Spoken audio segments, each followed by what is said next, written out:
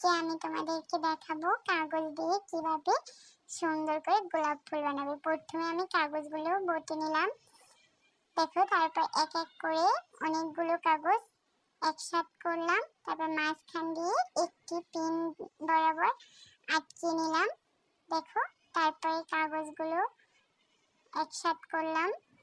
দেখো, এই যে মুড়িয়ে মুড়িয়ে একসাথে করলাম। তারপরে এই যে দেখো, আমি যে বাস করেছি ওগুলো থেকে একটা একটা উঠিয়ে আমি পাপড়ি নিয়ে নিচ্ছি গোলাপে।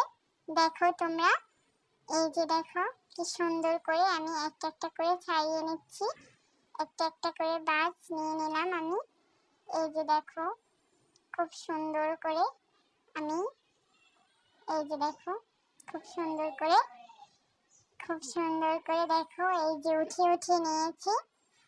এই যে দেখো, এই যে দেখো, সব বাসগুলো আমি উঠিয়ে নিলাম। এবার একটা কাঠি দিয়ে আমি গোলাপের পাপড়িগুলো, দেখো কিরকমের, একটু বটার দিয়ে পাপড়িগুলো সুন্দর করে মেলে নিলাম।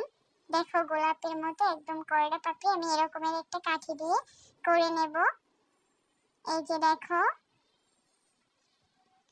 এই যে দেখো, এই যে,